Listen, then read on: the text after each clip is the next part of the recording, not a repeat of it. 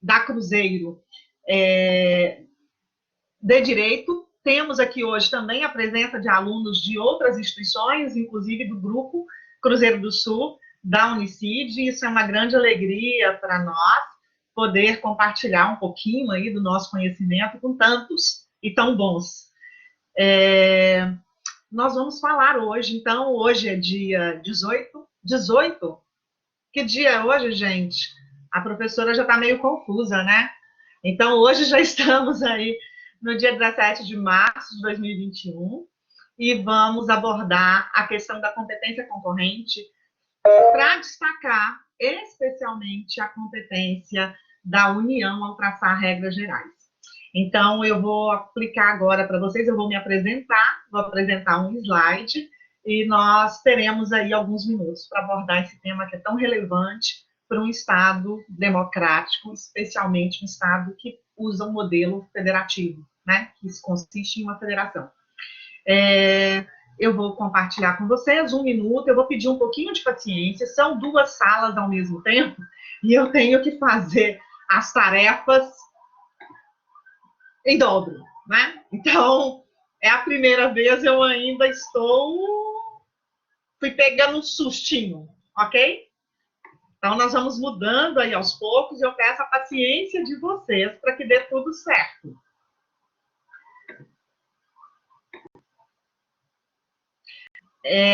A outra sala, professor Wellington, o senhor pode me dizer se está dando certo aí na outra sala?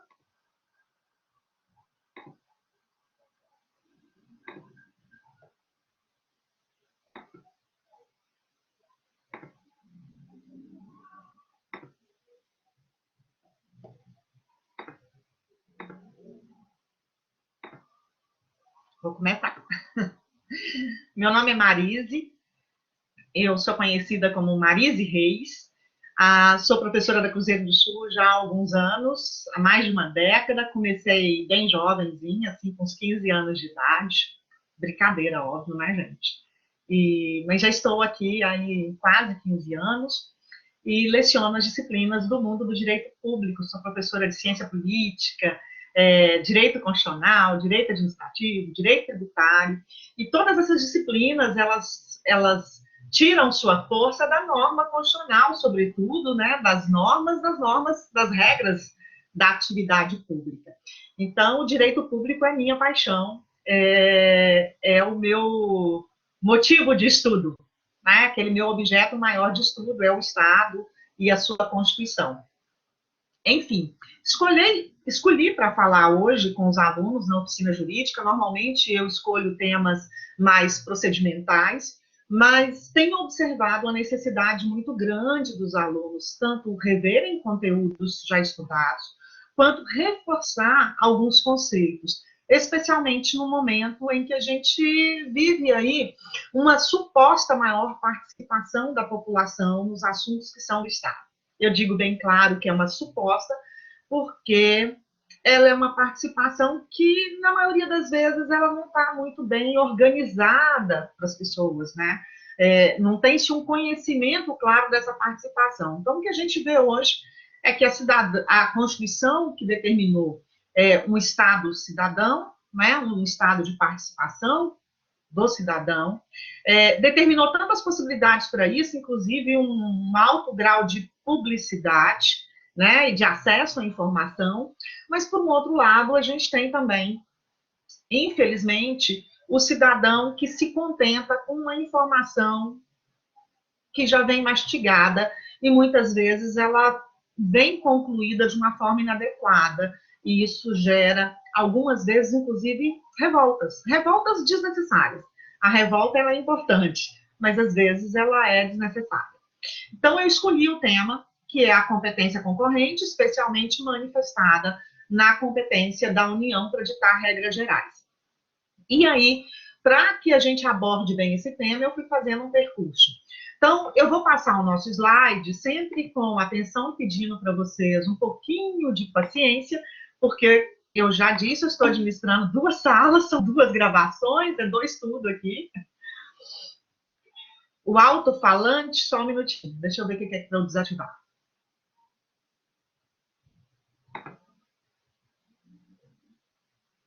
Meu alto-falante?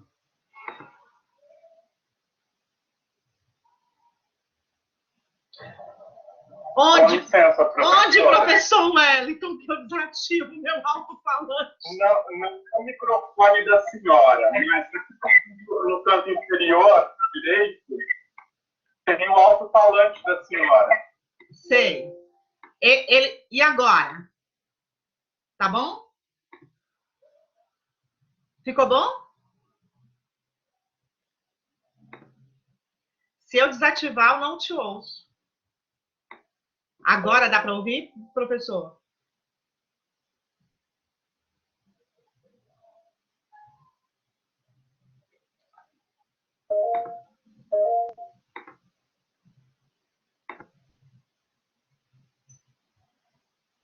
Professor Wellington, está resolvido agora?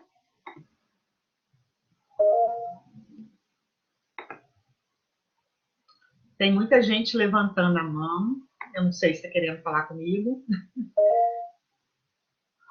Desculpa, Jackson, eu não tenho autorização para liberar, para movimentar aqui o grupo. Eu não tenho essa capacidade.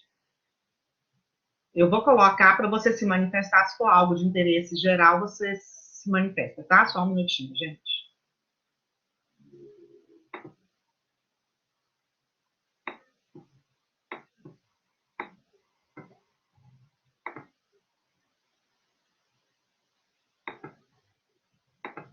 Eu não consigo configurar. Infelizmente, Jackson, nesse momento eu não consigo. Professor Wellington, o senhor pode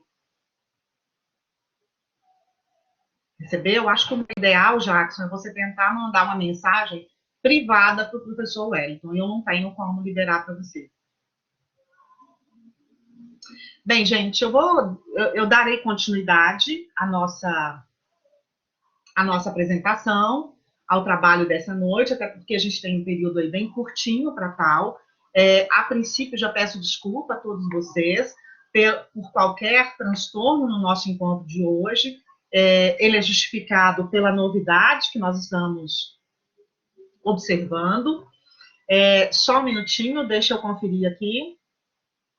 Ai, muito obrigada. Eu já estou recebendo aqui a mensagem do professor, do nosso coordenador do curso, o professor Wellington Amorim, está conosco nessa noite. Professor Wellington, o senhor gostaria de falar, se manifestar?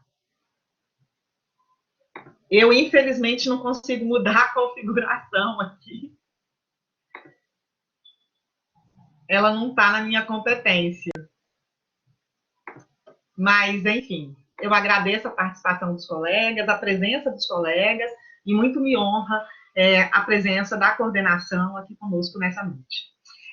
Eu vou começar o conteúdo, gente. Essa é a minha apresentação. Então, como eu disse para vocês, eu sou professora da universidade já há algum tempo, leciono as disciplinas de Direito Público, e hoje escolhi para falar com vocês sobre o tema da repartição de competências, especialmente da questão da competência concorrente.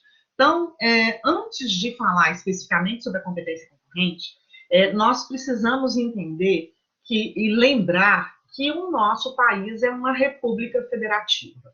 Então, na hora de organizar a administração do país, né, na hora de determinar o constituinte originário, que é aquele que elaborou a nossa Constituição, a nossa lei maior, ele entendeu que a melhor forma para se governar o Brasil, para se administrar o Brasil, é que o nosso país manifestasse o poder através de uma forma descentralizada, o que determina que ele adotasse um modelo chamado de federativo, né? A outra forma seria um modelo unitário, onde há uma centralização na tomada de decisões. Então, o modelo que nós adotamos é um modelo em que há descentralização. A tomada de decisões, ela é realizada por vários entes que compõem o todo, né? O todo que é o país. Então, quando nós pensamos em federação, é importante entender que, apesar de existirem vários modelos no mundo do que seria uma federação, e cada um com suas características muito específicas, as federações, todas elas, têm algumas características que são comuns. Ou seja, existem alguns requisitos que se preenchem para entender que aquilo ali, que aquele Estado, ele usa essa forma federativa, essa administração a partir de entes ou pelos entes. Então, quais seriam essas características comuns? Observem bem, são muitas características, mas é fato que nós vemos sempre algumas presentes. A primeira delas é o fato de que toda a administração, ela, ou todo o Estado, né, ele vai se unir através de um pacto entre unidades autônomas, entre entidades, são pessoas jurídicas de direito público. Essas pessoas se unem num pacto, né, tem aí uma união indissolúvel, e essa união é que forma o todo, que é o chamado país, a nação, o Estado, que nós falamos de boca cheia, né, com letra maiúscula, o chamado Estado Federal. Então, a primeira característica é que existe um pacto e que esse pacto é formado entre várias entidades que compõem o todo chamado federação, Estado Federal. E que essas entidades possuem autonomias, liberdades, entretanto, não possuem soberania. Elas se submetem à soberania, à decisão em último grau, proferida pelo todo, que no caso é representado através de uma das entidades que compõem a União. Bem, segunda característica, impossibilidade de secessão. A impossibilidade de secessão determina que esse pacto é inquebrantável. Essa união formada entre esses Estados-membros, essas unidades federativas, ela é indissolúvel. Quando se diz que é impossível a secessão, quer dizer que nenhum Estado pode, insatisfeito com decisões de alguns ou do todo, quebrar a aliança, né? Pedir a sua emancipação e levar uma vida sozinho. Isso é impossível, não é permitido tal possibilidade. Terceira característica, para que seja possível esse pacto, que ele seja cumprido, eu preciso ter uma Constituição rígida, uma Constituição que seja mais complexa no procedimento de alteração. Né? Não é só uma Constituição que tem cláusulas pétreas, cláusulas imodificáveis, mas muito mais que isso, uma Constituição que, diante de temas que podem ser modificáveis, ela passe por um processo complexo. Especificamente, eu posso destacar para vocês que o Pacto Federativo está entre as cláusulas pétreas da nossa Constituição. Ou seja, não pode ter sequer uma proposta de emenda, de modificação da Constituição, com o objetivo de diminuir esse pacto, né? De diminuir essa descentralização administrativa. A quarta característica é justamente essa questão da descentralização. Uma vez que eu tenho um pacto com várias unidades autônomas, eu digo que o poder não está concentrado num único centro, num único eixo. Eu tenho uma distribuição de poder. Bem, para que essa atividade descentralizada seja feita da forma mais perfeita, inclusive observando as várias modalidades de repartição de competências, é importantíssimo, é imprescindível que nessa federação nós tenhamos um órgão que representa os interesses das unidades federativas na hora de elaborar normas que vão produzir efeitos no Brasil todo, no país todo. Esse órgão é o Senado Federal.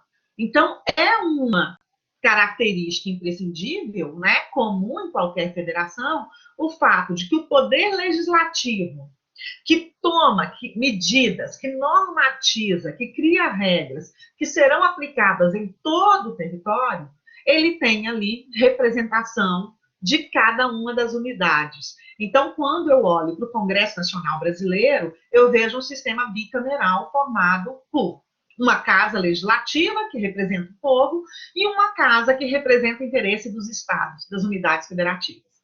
Bem, sexta característica é a previsão e a determinação. Eu acho que essa previsão aí alguém pode falar como facultativo, não é facultativo. É a determinação de que deve existir um órgão que faça o controle, que cuide, que proteja a Constituição Federal.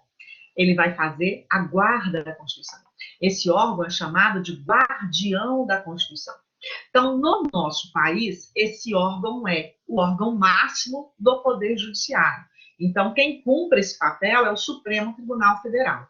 Por que ele tem que guardar a Constituição? Porque ele tem que impedir que, no exercício dos poderes repartidos, alguém, qualquer dos entes, tente desacatar o que a Constituição determinou como regra para todos, né? Ou para regra específica para cada um. Então, é ele que vai guardar a Constituição. Todas as vezes que tiver qualquer divergência, qualquer conflito entre esses entes federados, essa descentralização administrativa, bate-se na porta desse órgão que controla tal constitucionalidade, ou seja, que protege a Constituição, impedindo que ela seja desrespeitada. E, por fim, é importantíssimo que dentro de uma federação exista a possibilidade de uma intervenção, ou seja, há uma distribuição de competências determinando situações em que, se um dos entes não cumprir perfeitamente a ordem constitucional, desrespeitar a ordem constitucional, seja lá, tem lá todo o rol elencado no artigo 34, no 35 da Constituição, esse ente pode sofrer uma intervenção, ou seja, ele pode, excepcionalmente, por ordem constitucional, não exercer plenamente a sua autonomia, né? Intervir é isso, é se intrometer em algo que não seria uma condição normal. Então, em uma federação, inclusive para guardar o pacto federativo, para realmente garantir a inexistência de secessão, determina-se, é previsto na Constituição, a possibilidade de intervenção. Ok? Vou dando continuidade. Só um minutinho que eu vou mudar o slide para as duas turmas, tá, gente? É um instante.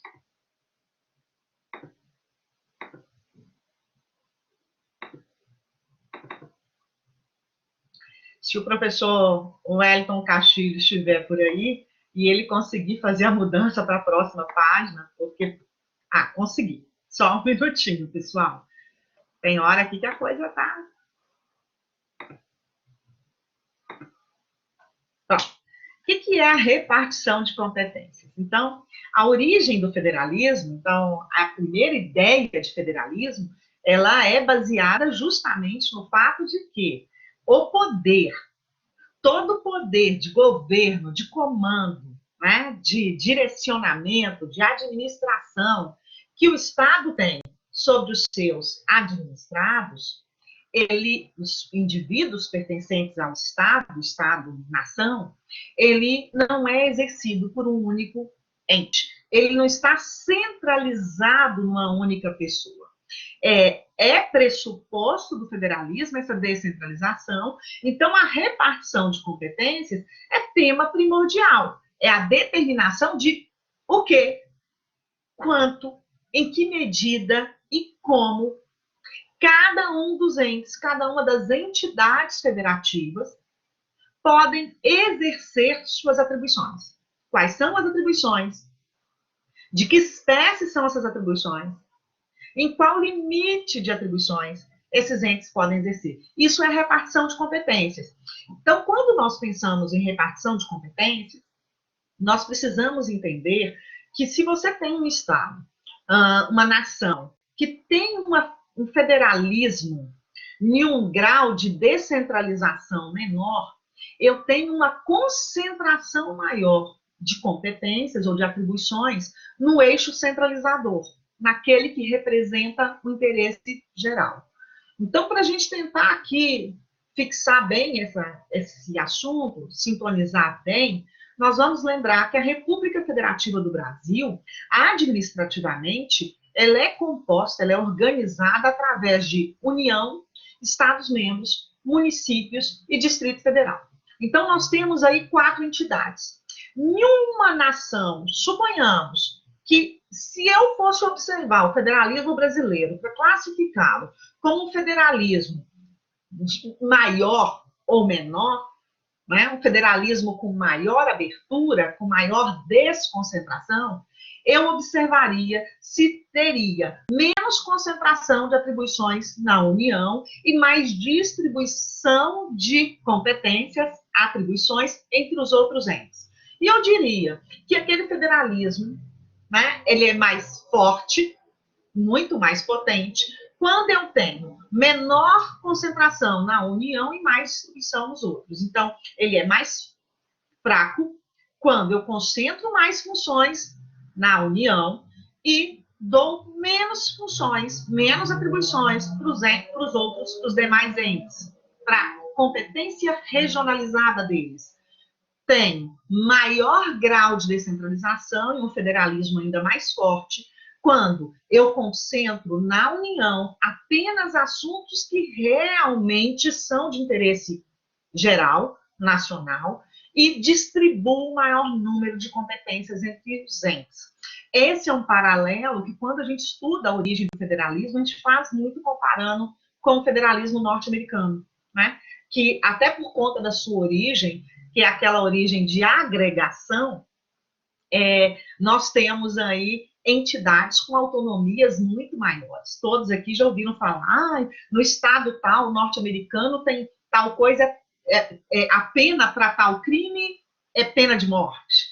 No outro é pena de morte por gás, no outro é cadeira elétrica, no outro não tem pena de morte. Ou seja, naquele país eu tenho um grau de descentralização muito maior. Então, os estados legislam sobre temas, os governadores administram assuntos autonomamente, sem interferência direta da União. No nosso país, o grau é bem menor, né, dessa descentralização, por causa da nossa origem. Nós, primeiro, éramos um Estado unitário e que se desagregou, formando várias entidades. Bem, é fato, então, que a repartição de competências ela é uma característica essencial do Estado Federal. Eu preciso ver essa repartição, uma vez que ela vai ser um instrumento para distribuir as parcelas de competências entre os entes, para que cada um exerça suas competências, sejam essas competências para criar normas, sejam as competências para administrar, né? Nós chamamos de competências materiais, para organizar de uma melhor forma a administração do país, para exercer de uma melhor forma esse poder que o Estado tem, que vocês sabem que é uno, né, um poder só, mas é um poder que se manifesta de formas distintas. Bem, na hora de distribuir as competências, a União, a Constituição, ela usa alguns critérios. Então, num primeiro momento, de uma forma muito simples, se falaria numa federação que tem critérios horizontais. O que seria uma distribuição através de métodos horizontais? Numa distribuição como essa, nós veríamos as entidades com competências exclusivas ou privativas. Vou traduzir para vocês dizendo o seguinte: as entidades, os entes federados, exerceriam cada um a sua competência, uma competência exclusivamente, só ele vai fazer. Então, cada um exerce, já sei, falar sobre direito civil não é para o Estado, não é para o município. Por quê? Porque é só da União. Isso é uma competência horizontal. Eu não tenho que comungar a minha ideia com os outros. Ainda dentro da competência horizontal, eu até poderia ter o mesmo assunto, vamos pensar em administrativamente, com competência comum a vários entes. Entretanto, cada um ia exercer no âmbito da sua atribuição, sem precisar acatar qualquer regra do outro. Então, é uma questão da administração pública.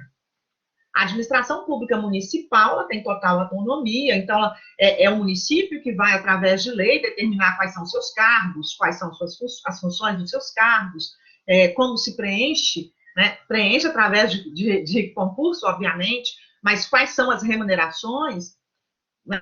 Quais são os agentes existentes naquele município? É o Estado que vai dizer quais são seus agentes, quais são suas atribuições, quais são suas remunerações. E eu costumo até falar com os meus alunos para comparar comparar, né, a remuneração de categorias. Então, você tem um professor de ensino fundamental 1, no município de Guarulhos ele tem uma remuneração, no município de São Paulo ele tem outro, no estado de São Paulo ele tem outra remuneração, e se ele é um servidor público federal, ele tem outra remuneração. Isso se dá por quê? Por causa dessa distribuição horizontal. Não tem nenhuma verticalidade, nenhuma necessidade de observação, de obediência a uma norma feita pelo outro ente. Entretanto, e fica muito fácil, deixa eu só esclarecer isso, por conta do âmbito de aplicação daquela competência. Servidor público federal. Então, vou falar sobre esse tema, vai atingir só os servidores públicos federais. É o servidor público municipal de Guarulhos. Quando eu legislo, só atinge ali, eu não tenho que ficar observando as outras regras. Eu tenho uma horizontalidade. Quando o grau de federalismo ele fica maior, e é o que acontece na nossa Constituição, ele determina uma distribuição de competências de forma vertical. E quando há essa competência, essa distribuição, essa repartição na modalidade vertical, o que nós observamos, ou que se observa claramente, é que haveria aí um confronto de interesses. Eu teria vários entes legislando ao mesmo tempo sobre um assunto, e isso poderia determinar um conflito. Só que o próprio Constituinte, ao determinar essa competência concorrente, o que ele quer? Ele quer, gente, uma unidade mínima na hora de tratar determinados assuntos. Então, ele fala, ele quer respeitar essa característica federativa de que regionalmente existem necessidades diferentes, né? Que nos locais existem necessidades diferentes sobre aqueles assuntos, mas ele quer garantir um mínimo de uniformidade para a nação. Então, ele vai lá e determina a competência concorrente, ele coloca assuntos que podem ser tratados ao mesmo tempo por todos os entes. E aí, gente, quando ele determina essa possibilidade, ele também tem que colocar obstáculos, ele tem que colocar limite para que não aconteça um conflito.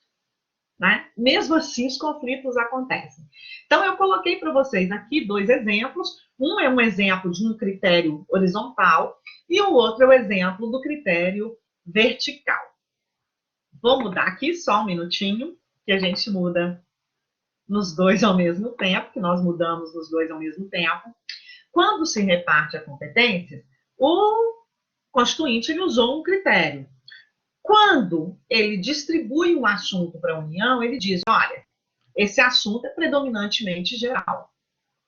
Quando se distribui um assunto para os estados exclusivamente, ele diz, esse assunto, essas matérias, esses conteúdos, são de interesse regional.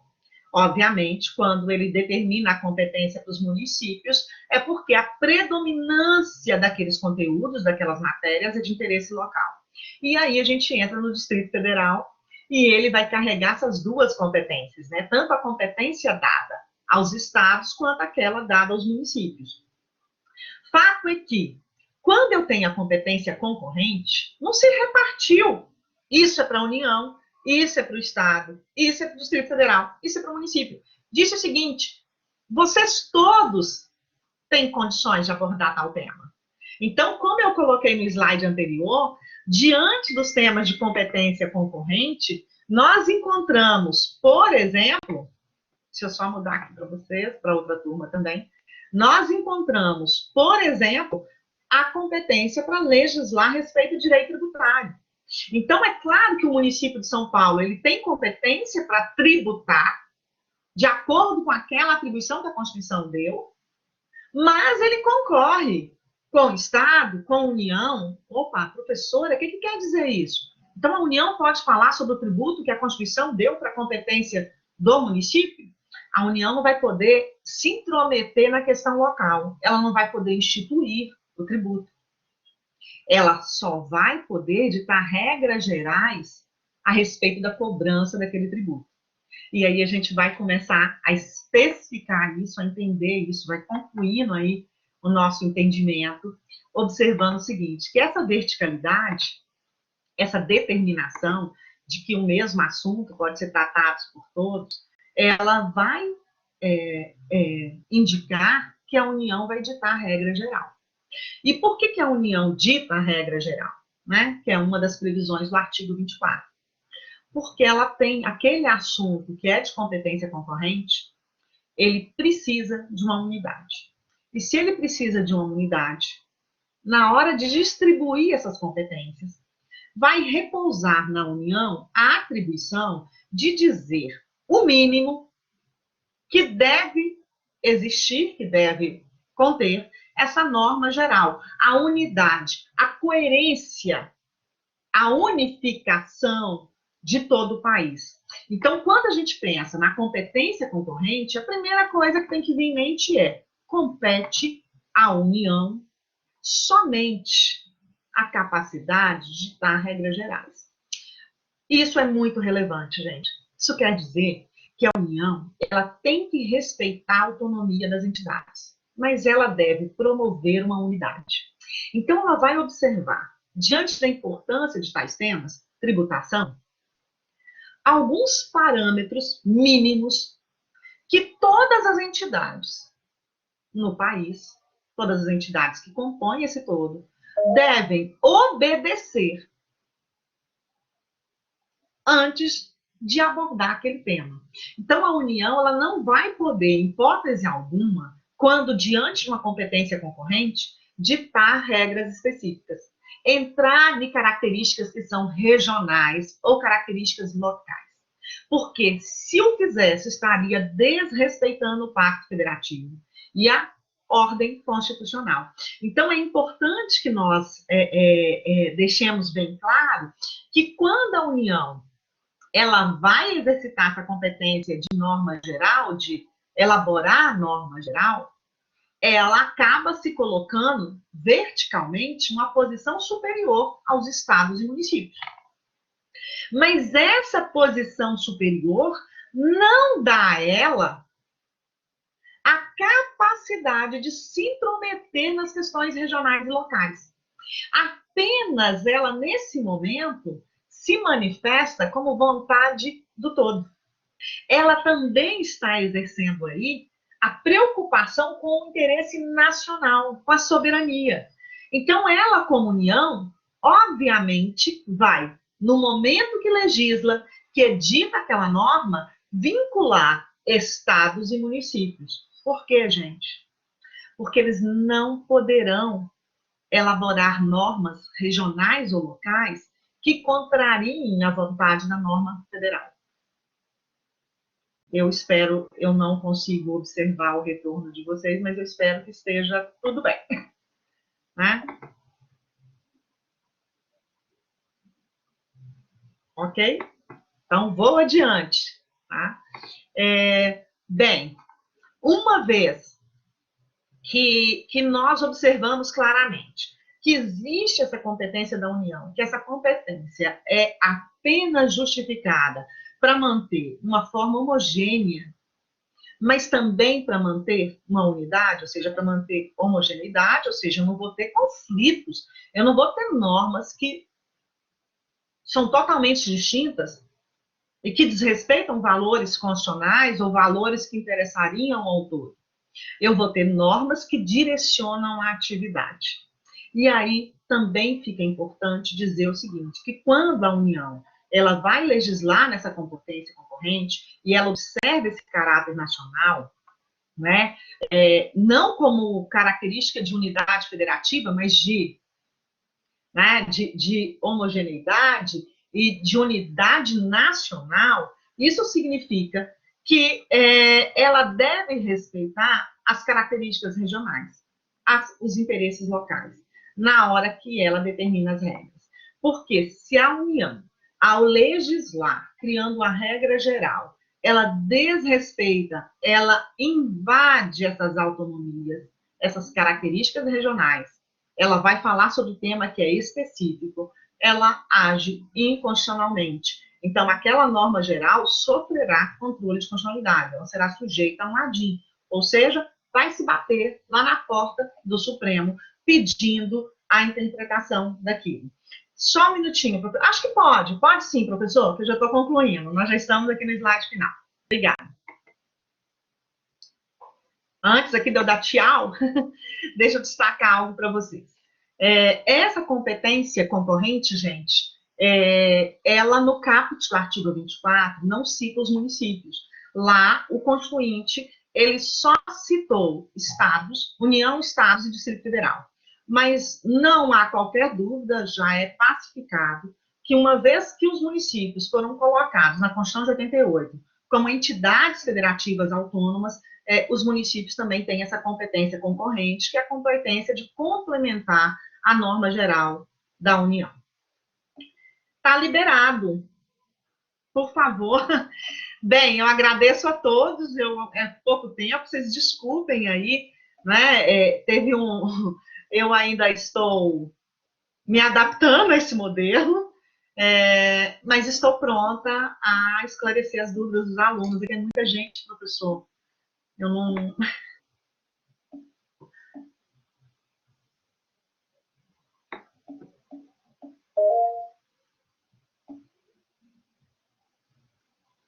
Teve aluno que perguntou se um auxílio emergencial ele seria a competência da União, né?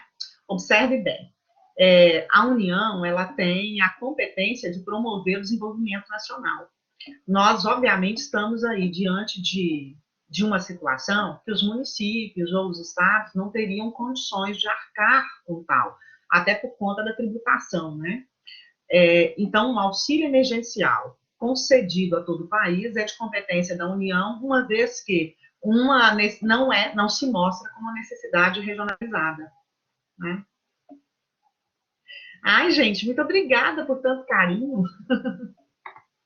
Espera aí que eu não estou conseguindo pegar todas as questões. Alguém queria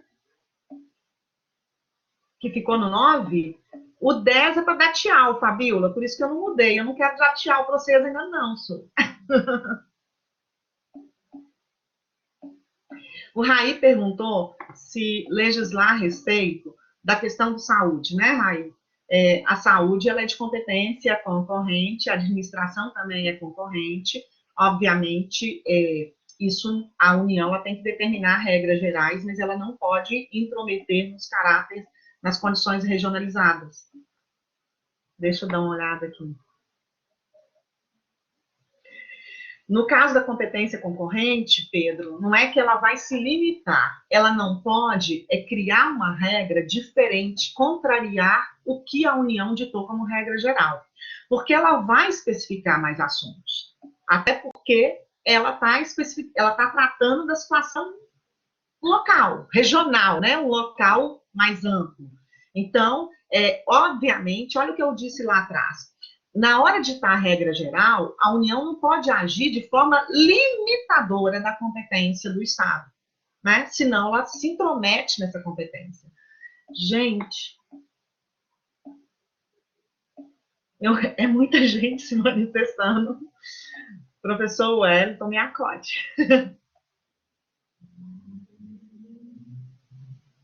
Professora, desculpa intervir.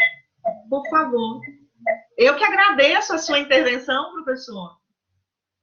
Peço desculpas aos alunos no começo, que a gente estava aqui ajustando as duas salas, e por acaso tivemos algum problema de conexão, que a minha conexão aqui falhou um minutinho. Eu peço desculpas, mas é com a intenção de proporcionar o melhor para vocês, pessoal. Professora, parabéns pela oficina, excelente como sempre, clara, bem didática. A gente pode notar aqui pelas mensagens dos nossos alunos no chat aqui, sempre elogiados da senhora. Professora, fique à vontade, se a senhora quiser encerrar, se quiser responder mais alguma pergunta. Eu sei que são muitas as curiosidades, são imensas, impossível respondê-las todas, mas fique à vontade, professora. Ok.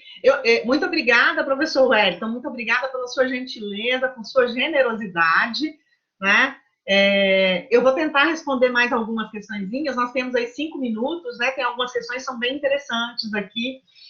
Gente, na hora de descentralizar a administração e o exercício dos poderes, a Constituição não descentralizou todos os poderes em todas as entidades, não.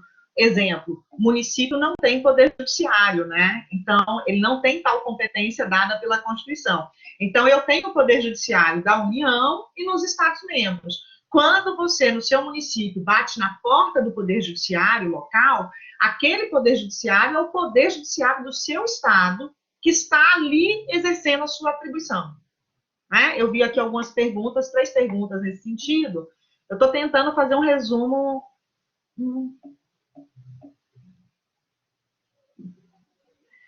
Bem, alguns falaram que o tema, a maior parte, né, achou o assunto interessante, que bom, fico feliz.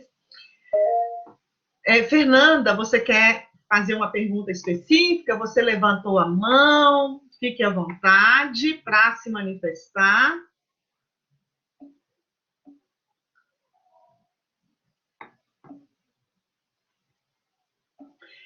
Antônio Carlos, deixa eu responder o Antônio Carlos. Como você viu aí, Antônio Carlos, em momento nenhum eu falei de competência de território, né? Porque os territórios federais, que não existem no nosso país, desde a Constituição de 88, ela determinou ali, tinha um território, que era Tocantins, né, que foi criado a partir de então, e depois tornou um estado. Os territórios, eles não têm autonomia, o território é uma autarquia territorial da União. Então, vou traduzir assim, quem manda no território é o presidente da República, é a União.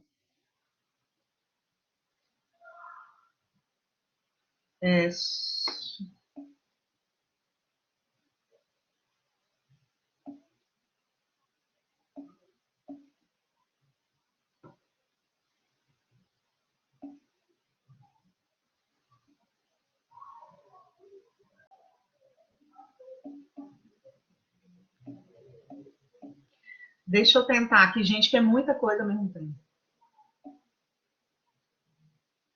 Ô, Fábio, tem uma questão administrativa aí, né? É muita gente numa mesma sala, e isso não tem a ver com a faculdade. Provavelmente ela colocaria aqui 1.000 pessoas, 2.000 pessoas, mas aí ela tentou administrar de forma mais democrática, abrindo uma outra sala, né? Então, sempre aqui a gente tentando permitir para todos a possibilidade. Né? Inclusive, muitos alunos, nós tivemos aí hoje quase 800 alunos, né? Nas 2 salas. Só uma coisa, eu leciono em São Miguel Paulista, sim, Sam, eu leciono para tudo quanto é lado, gente. Eu sou de todo mundo, e todo mundo é meu também aqui, não é, pessoal? Deixa eu dar uma olhada aqui. Obrigada, Gabriela, prazer será meu. Também. Eu leciono em todos os campi, gente, todos os campi. Tem semestre que eu estou concentrada, como neste, nos alunos do 9º semestre. Gente, muito obrigada pela atenção de vocês. Nós temos aí a Marta está perguntando, ô Marta, a gente está com o horário já em cima, mas deixa eu explicar, e você falou comitiva, eu vou tentar explicar para você o seguinte. Quando nós temos a União, ela tem uma maior arrecadação. Eu vou até explicar isso de uma forma mais clara para você entender. Estados podem dar um benefício aos seus cidadãos? Podem. Municípios também podem? Podem. Entretanto, essas entidades, elas têm um poder arrecadatório muito menor. Então, fica muito difícil ou impossível que elas tenham verbas separadas para tal, ou receitas separadas para tal.